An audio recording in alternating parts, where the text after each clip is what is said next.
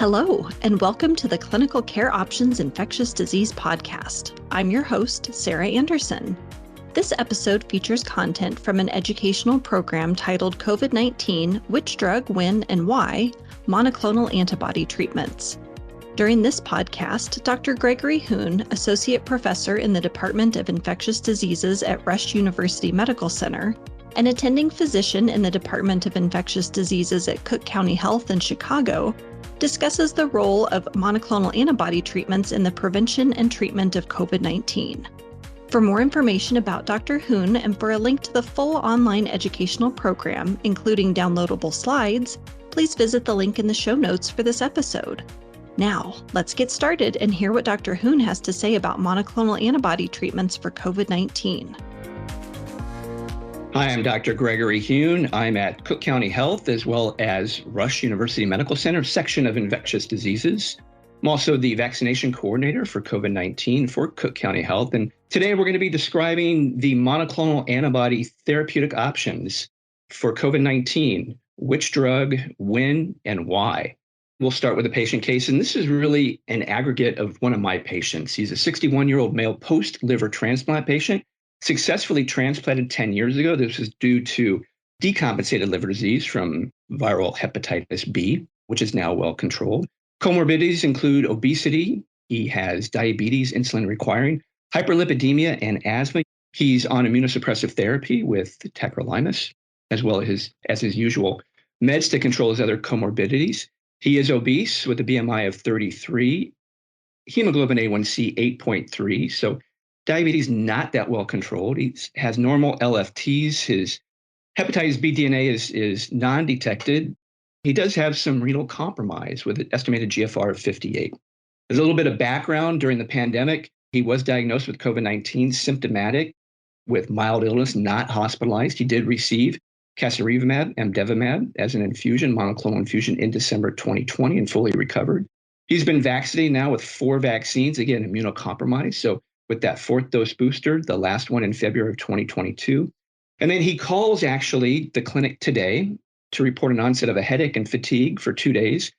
And then the mild cough developed about a day ago. So he had a home rapid test. He took that. It was positive. Because of his asthma, he has a pulse oximeter at home, 97% on room air, not really reporting any shortness of breath. So we'll come back to this case once we go through the data for monoclonal antibodies. So let's take a look at the repertoire of monoclonal antibodies against SARS-CoV-2.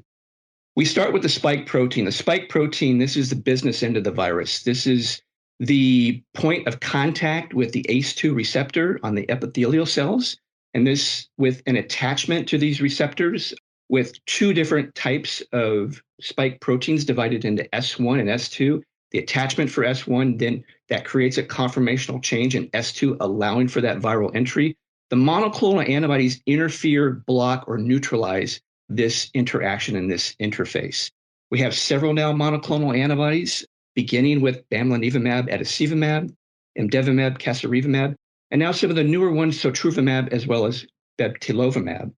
So we'll take a look then of the contact points here. They're non-overlapping contact points. They have different types of residues for neutralization or blocking actions. And we'll take a look at some of the resistance patterns or neutralization barriers that would favor one of these monoclonal antibodies or a couple of them versus others that may have lost activity as the pandemic has evolved over the past 2 years. So when we take a look at the latest variant, when we transition from Delta in late November to that Omicron surge that carried us through into early February, the Omicron really had quite a few of these mutations that really made it quite unique, really highly transmissible, over 30 amino acid changes in the spike protein. The antivirals, beyond just the monoclonal antibodies, the other antivirals actually act at different points of this virus, the protease inhibitors and also polymerase inhibitors.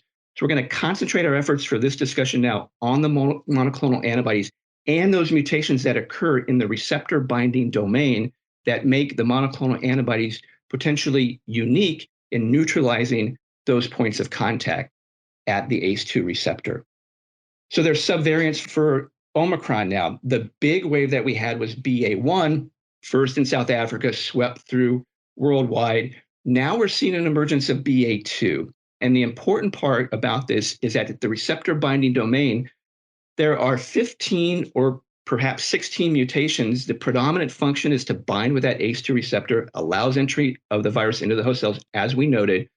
And BA1 shares 32 mutations with BA2 overall. But when it comes to that receptor binding domain, there's actually 4 unique mutations in BA2. And with these differences, we may have a variation in effectiveness of the monoclonal antibodies against some of these different Omicron sublineages. And BA3 is another sublineage, another subvariant that we just haven't seen emergent yet. But we're getting to the point now, worldwide, we're seeing that BA2 is becoming dominant. It is 30 to 50% higher infectivity. We haven't seen quite surge numbers as we did for Omicron BA1, but this is where we need to be on the alert and need to make sure that we're accessing the right type of monoclonal antibody to have the appropriate amount of activity against the predominant variants. So when we take a look then at some of the neutralizing assays that now really recent information published just a couple weeks ago in New England Journal, looking at some of the monoclonal antibodies and their efficacy against some of these subvariants, and particularly looking at BA2. So Bebtelovimab, etesevimab, this is lost neutralizing activity to BA2, similar to BA1. Cilgavimab, Bebtelovimab, it's actually regained a little bit of the neutralizing activity because with BA1, it pretty much lost some of that. However, when we take a look at the focus reduction neutralization test, this is the sort of breakpoint that tells us that tighter monoclonal antibodies required for a 50% reduction in the number of infectious foci. When we look at that, even though Cilgavimab and Bebtelovimab has retained some activity against BA2, it has a very high factor, very high sort of tighter numbers required to neutralize at least 50%, much more so than the ancestral strain or the Wuhan strain. So this really would not be an antibody that we would go to if we were to have predominantly circulating BA2. Sotrovimab, the precursor here, S309, this has even less neutralizing activity against BA1, even less for BA2 compared to BA1. So this actually then would not be an appropriate antibody if we were to see predominant BA2 circulation. Finally, tixagevimab and Cilgavimab. This is the combination for pre-exposure prophylaxis. This has an FC modification, so not on the business end of the receptor binding domain, the FC end that actually extends the half-life. This actually has retained neutralizing activity against BA2. And I show here the viral susceptibilities of remdesivir, molnupiravir, and then the combination nirmatrelvir, ritonavir. These do retain neutralizing activity against BA2 as other options beyond monoclonal antibodies. All right, let's look at some of the data then. So Sotrovimab in the COMET ICE trial, and this was looking at a clinical endpoint within 4 weeks, what was the rate of hospitalization or death in Sotrovimab compared to placebo? This is a phase 3 trial. 85% relative risk reduction of hospitalization or death. There were no deaths in the Sotrovimab arm. And so therefore, this gained EUA actually early on, back in May of 2021. However, was not widely distributed in the US until the emergence of the Omicron variant in December, and the indication to be used within 7 days of symptom onset. That's really when you reach the peak levels of viral replication. So all these monoclonals now should be used within 7 days. This is a single IV infusion. Again, all these monoclonals should be in a setting where you can observe for potential hypersensitivity reactions, anaphylaxis. These are very rare, and the patient should be monitored 1 hour after the infusion. The newest monoclonal antibody, as we've described, Bebtelovimab. Now, this was actually not a phase 3 trial. This was a phase 2 trial, and this was done for expediency, knowing that potentially there could be variants on the rise that would be resistant to current available monoclonal antibodies. So there were 2 parts to this BLAZE-4 study. In low-risk adults, this was actually the placebo-controlled part, and there was randomization. It was a 1-to-1 randomization, placebo versus Bebtelovimab alone versus Bebtelovimab with etesevimab and Bebtelovimab. And then finally, on the other side, for the high-risk patients, again, high risk, not ethical to do a placebo-controlled study. These are patients at high risk for progression to severe disease. And this was the randomization 2-to-1 Bebtelovimab to the Bebtelovimab combination Bamlanivimab, etesevimab. So when we take a look at the endpoints here, since these are not phase 3 trials, these are not clinical endpoints, these were conducted actually during the phases of the pandemic where Delta and Alpha lineages predominated. They ended in July, just as Delta was sort of entering in as the new variant circulating worldwide. The endpoints here were persistently high viral loads. This has been defined as greater than log of 5.27, which has in earlier Bamlanivimab studies had been defined as a risk factor for then progression to severe disease or hospitalization. And we see here that there is significant decreases by day 5 when we take a look in the Bebtelovimab arms, particularly in the low-risk patients separated from placebo, but not quite statistically significant by day 7.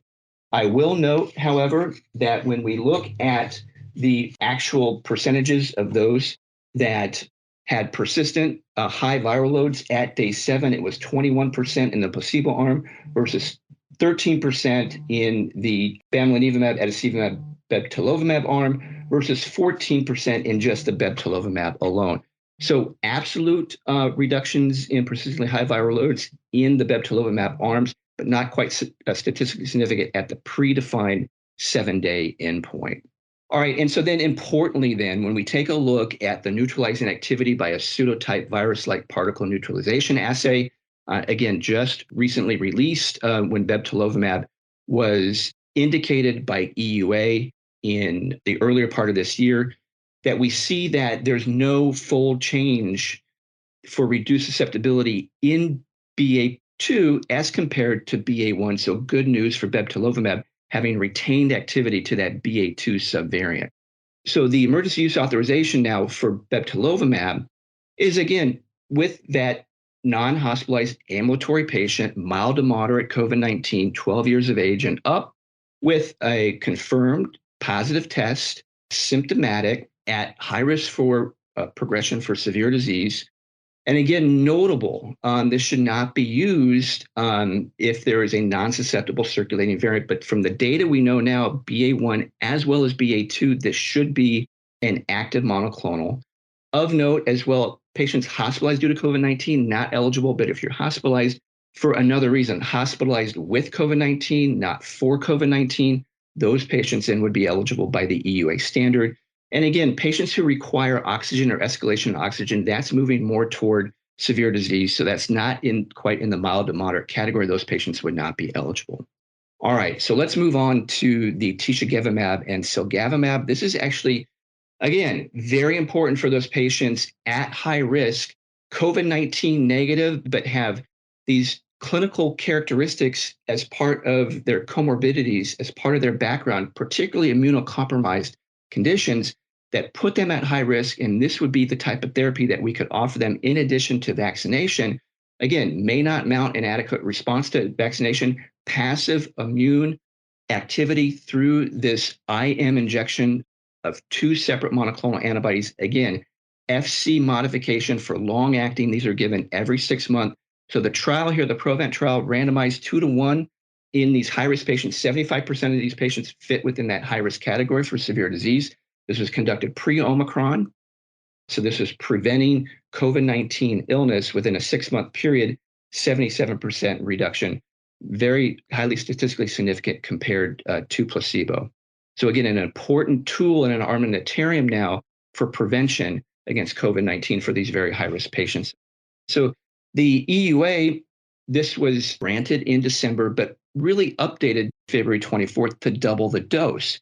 And the reason why this dose was then doubled, because as we look at these pseudotype virus-like particle neutralization assays, again, these can be done quite rapidly. We don't need biosafety level 3 type laboratories. These are not live replicating viruses by these assays. When we take a look at the BA1 neutralization, we see the fold changes either by the pseudotype virus assays or from the authentic virus were quite high. And so at the initial doses, 150 milligrams each of these IM doses given simultaneously, the dose was doubled in response to now our emerging data and information when it came to neutralization against BA1. Now, fortunately, with BA2, we have a very much lower fold change, 5.4. Anything really less than 5 would be not really regarded as very significant as far as compromised neutralization activity. So very minimal change when it comes to neutralizing activity against BA2. Again, good news as we're seeing higher numbers of circulating BA2 throughout regions in the United States. So here's a summary of the phase 3 clinical trial data. Again, does not show Bebtelovimab, not within phase 3. That was only phase 2. When we compare the oral medications, molnupiravir, much lower risk reduction and progression to severe disease by week 4 at 30%, but the nirmatrelvir, ritonavir, very efficacious at 89% reduction by week 4. These are noted to be used within 5 days of onset of symptoms, 4 tablets twice a day for molnupiravir, 3 tablets BID for nirmatrelvir and ritonavir. And then remdesivir, we've had remdesivir again since we've studied it since the onset of the epidemic, starting really in February and March of 2020. Now with the Pine Tree study, this is a new EUA in January for a daily 3 doses IV infusion, 87% risk reduction in those non-hospitalized patients compared to our traditional use of remdesivir in the hospital. And I mentioned through the COMET ICE trial for Sotrovimab, that 1 dose infusion, 85% risk reduction, and down below the tixagevimab, Cilgavimab for preventing SARS-CoV-2 at the 6-month point with a relative risk reduction of 77%. So these are FDA, CDC indications through the EUA for these monoclonal antibodies, as well as the oral medications. So we see immunocompromised conditions, certainly with malignancies, other immunocompromised conditions such as solid organ or stem cell transplants. And then we go down to some of the organ system defined risk conditions, cardiovascular disease, kidney or lung disease, liver disease, dementia, diabetes, Down syndrome, HIV, severe mental health conditions, pregnancy certainly, and obesity. Those are major risk factors for severe disease progression. Sickle cell, smoking, current or former. When it comes to the neurological disease, stroke, and then substance abuse disorder, tuberculosis, to sort of round out these conditions.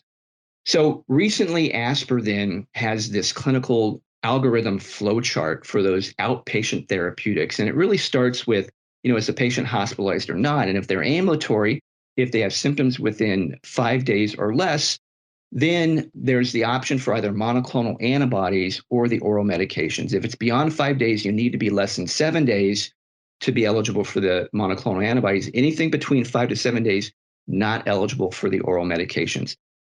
Renal dosing is a consideration when it comes to the oral medications, nirmatrelvir, ritonavir. There is then dose reduction for an estimated GFR between 30 to 60 and should not be used with an estimated GFR less than 30. So these are some restrictions on the nirmatrelvir, ritonavir oral medication. Then, of course, if it's within 7 days, then for the monoclonal antibody consideration, it would be Sotrovimab or Bebtelovimab in areas where Sotrovimab would not be feasible or clinically appropriate. And certainly that would be now with the circulation of BA2 that's emerging in many different regions of the United States. So when we had the distribution then of Sotrovimab in late December as well as of 2021, and then the oral medications with molnupiravir, nirmatrelvir, ritonavir also in late December and early January, these were under limited supply. This was a constraint that was recognized by NIH.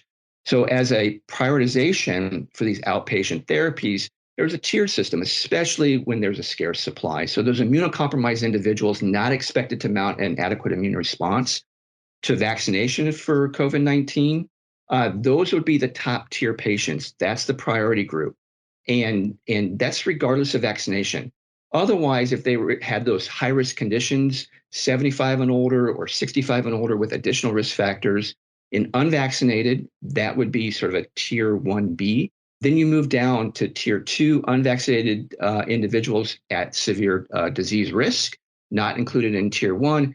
Then we get down to the vaccinated individuals. And the reason why, and I set this up, was that, again, scarce supply, the unvaccinated individuals would be probably less protected against COVID-19, and then more vulnerable to progression if they had a severe infection. And so that's why they were tiered higher than those vaccinated individuals. And then finally, the tier 4, vaccinated individuals at risk for disease. Again, clinical risk factors, age 65 and above, and then certainly anybody 65 and above, that in itself is just a risk factor. So that's the sort of state of affairs now for scarce supply. When it comes to then PrEP, so when it comes to the tixagevimab and Cilgavimab, then the EUA criteria is really those with moderate to severely immunocompromised conditions, active treatment for solid tumor, hematologic malignancies, solid organ transplants, receiving immunosuppressive therapy, CAR T cell therapy, if they have a moderate or severe primary immunodeficiency, advanced or untreated HIV, or receiving biologics or high-dose corticosteroids, they would be eligible, as well as somebody who the COVID-19 vaccination would be absolutely contraindicated. But on the right-hand side, in those cases where there's a logistical or supply constraints, then again, we sort of narrow that eligibility window. B-cell depleting therapies.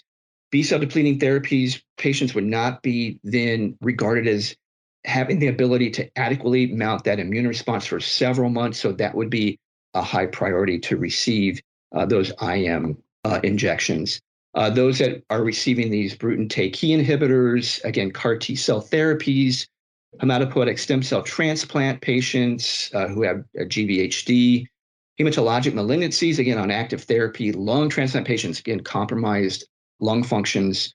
And then again, it goes on down the list, 1 year after receiving a solid organ transplant. So not just any solid organ at any time within 1 year. Again, those on B-cell or T-cell depleting therapies, severe combined immunodeficiencies, and patients with low T-cell counts with HIV less than 50.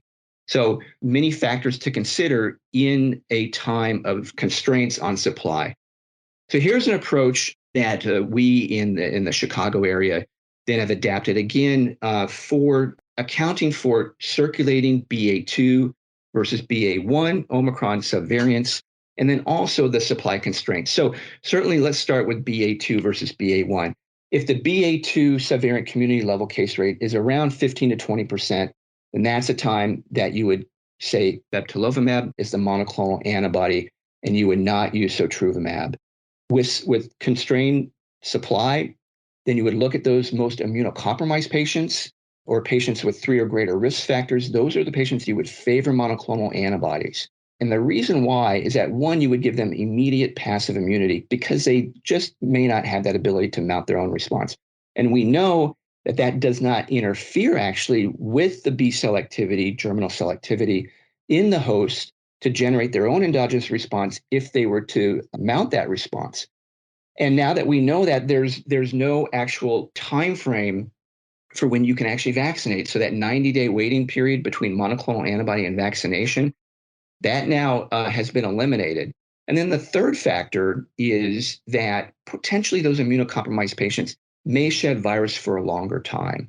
And so we know that these are extended half-lives. So Sotrovimab has a 7-fold greater half-life than Casirivimab, Mdevimab, and Bebtelovimab, and the half-life is as well longer than the first generation monoclonal antibody. So those are the factors that we lean toward, where we favor monoclonal antibodies over the oral medication options. Nirmatrelvir, ritonavir need to account for drug-drug interactions, certainly with ritonavir that inhibits CYP3A4 through the liver metabolism. You do have to adjust that dose for renal dysfunction. And again, both with the nirmatrelvir, ritonavir, as well as molnupiravir, must be given within 5 days. And importantly, for molnupiravir, cannot be used in pregnancy or those that would perhaps be expected to become pregnant. So that's very much a limitation. Finally, Sotrovimab, as I mentioned, you really want to account for the same criteria as you would with any of the monoclonal antibodies. But if it's BA1 predominantly circulating within the region, that's probably the one that would be most favored. Reserve the Bebtelovimab for BA2. And then when you think back actually to my patient, he's immunocompromised. He's on immunosuppressive therapy. He's got 3 or greater risk factors. And when I say, he's calling you now, he's calling the clinic. And you have to factor in, one, is it going to be a monoclonal antibody? And by the criteria that we just discussed, Probably that would be the better option versus the oral medications. And then what's the predominating circulating subvariant? And then finally, we need to mention that when we first rolled out these monoclonal antibodies, that it was important to have equitable distribution, especially for populations that have bared the greatest burden for COVID-19 throughout these past 2 years.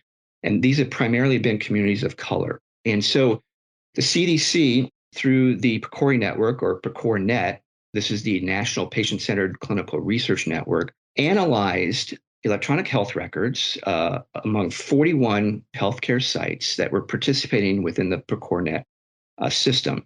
Among nearly 6 million patients within this healthcare system, they looked at those that had positive COVID-19 tests, and that was over 800,000, about 13.6% among within this time period, March 2020 to August 2021, tested positive.